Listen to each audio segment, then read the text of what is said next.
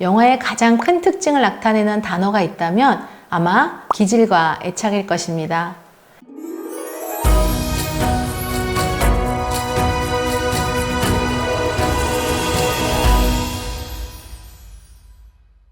기질은 타고난 천성이라고 하며 애착은 몹시 사랑하는 마음을 말한답니다. 타고난 기질을 이해하고 기질에 맞는 반응적 양육 태도가 애착 형성의 기본이 된답니다. 그럼 기질과 애착 중 먼저 기질에 대해서 알아볼까요? 저는 어떤 기질을 가지고 있을까요? 기질은 크게 세 가지로 나누어집니다. 순한 기질, 까다로운 기질, 느린 기질입니다. 저는 이 중에 어릴 때는 순한 순둥이 같다는 말을 많이 들었지만 지금의 저를 보는 많은 사람들은 조금은 까다롭다라고 이야기하기도 합니다. 그러면 저는 순한 기질을 가지고 있는 걸까요? 까다로운 기질을 가지고 있는 것일까요? 기질은 영아가 성장하면서 사회화되어 겉으로만 보아서는 기질을 판단하기는 좀 어렵습니다. 영아 시기는 아직 사회적 영향을 덜 받는 시기이기 때문에 자신이 타고난 기질을 그대로 드러내게 됩니다. 이때 기질에 맞게 반응해 주게 되면 안정적으로 성장하는 기초가 되겠습니다. 이러한 상호작용을 반응적 상호작용이라고 합니다.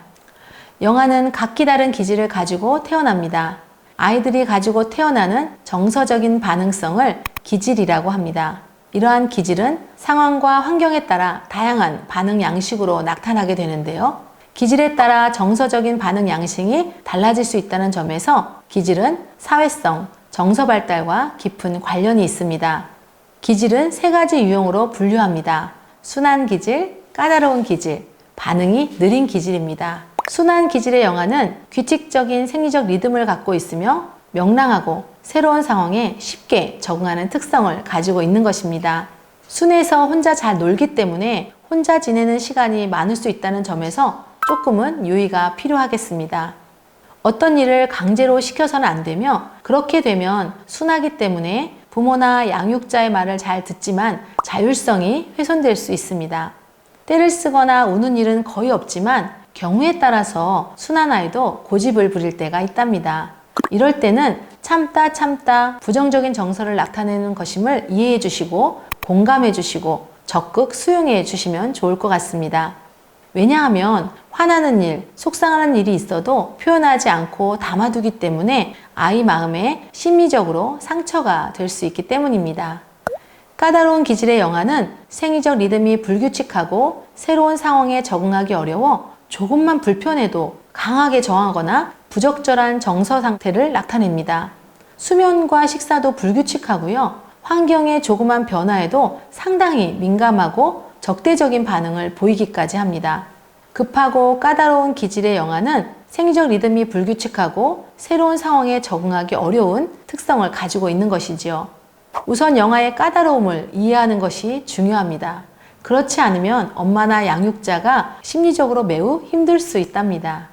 급하고 까다로운 기질의 영아는 민감하고 반응적으로 상호작용해 주세요.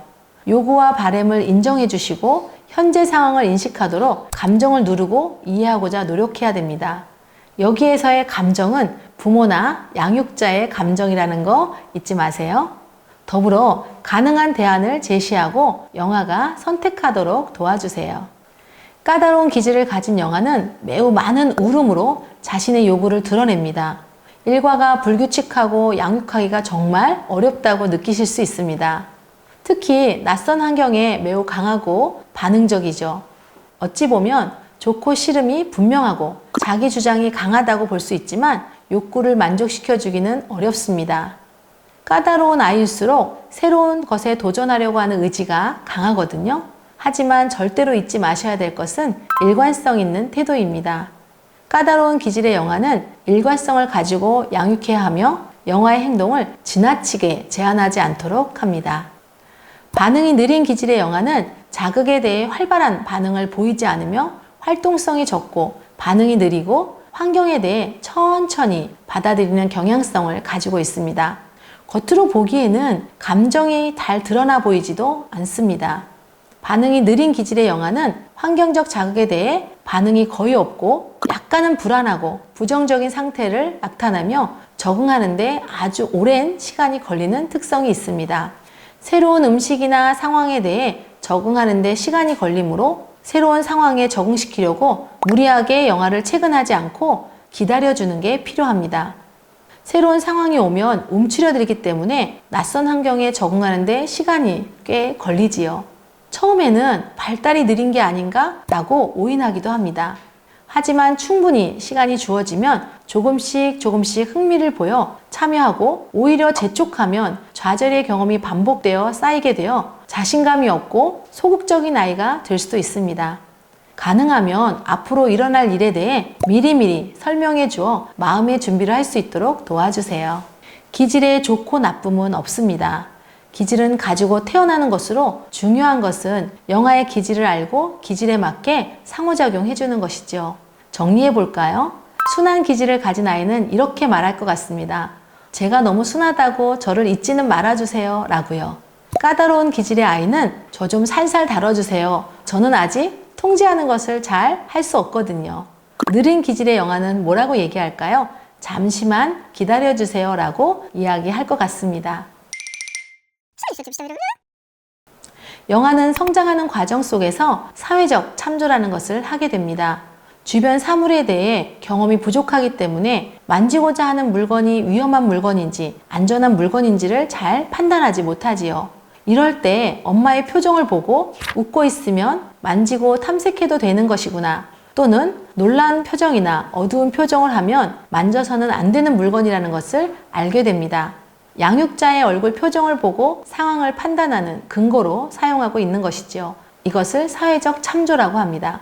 이런 과정을 통해 영아의 기질은 성장하면서 잘 드러나지 않게 되는 것입니다. 애착에 대해서 알아볼까요? 애착이란 영아와 특정 개인 사이, 특히 엄마와 양육자와 형성되는 긍정적, 정서적 유대를 말합니다. 영아는 자신을 돌봐주고 자신의 욕구를 들어주며 자신에게 중요한 사람과 특별한 관계를 맺게 되는데요. 주로 주 양육자와 맺는 애착 관계는 영아의 사회성 발달에 중요한 역할을 합니다. 일관되고 민감한 양육 환경에서 돌봄을 받은 영아는 주 양육자에게 신뢰감을 느끼고 이는 곧 다른 사람과의 관계에도 영향을 미친답니다. 양육자의 관계에서 애착을 형성한 영아는 이후 성장하여 다른 사람의 관계에서도 안정적인 관계를 형성할 수 있는 것이지요. 실제 안정적인 애착을 형성하지 못한 영아가 성장하여 10년 뒤 사회성 측정 검사를 해보면 그리 좋은 결과가 나타나지 않았다는 연구 결과가 많습니다. 안정 애착을 형성하지 못하고 불안정이나 회피, 저항 애착을 형성한다면 자신에 대한 부정적인 신호에 매우 민감해지고 불안감으로 인해 매달리는 행동, 민감한 행동을 보이며 감정이나 행동의 통제가 잘 되지 않는 아이로 성장합니다. 안정애착의 기본은 신뢰감입니다. 신뢰감의 형성은 태어나면서부터, 아니 어쩌면 태내에서부터 형성되는 것일지도 모릅니다. 신뢰감은 매우 긴 시간 양육자의 참을성 그리고 사랑을 필요로 하지요. 관찰을 통해 밝혀진 바와 같이 영아의 불안정 애착은 사랑과 관심의 결핍에서 오는 불안이나 무관심에 대한 항의라고 합니다. 양육자의 확신을 주는 행동, 즉 관심이나 사랑, 존중, 그리고 수용적이거나 공감적인 태도가 정말 중요하다는 것입니다. 불안정이 반복되거나 시간이 지연되면 일반적인 방식으로 안정된 애착 상태로 전환되기는 매우 어렵습니다. 불안정 애착에서 안정 애착으로 변화되기 위해서는 시간과 노력의 투자가 매우 필요합니다. 영아 시기를 36개월까지로 구분합니다. 약 3년 정도의 시간이지요. 영아 시기가 얼마나 중요한지를 알려드리고 싶습니다. 영아 시기에 3년 동안 열정, 시간, 그리고 정성을 투자하지 않으면 30년 동안 심리적, 경제적으로 마음고생을 많이 하실 수 있습니다. 그만큼 영아 시기의 중요성을 나타내는 뜻입니다. 마음에 잘 담아두셨으면 좋겠습니다.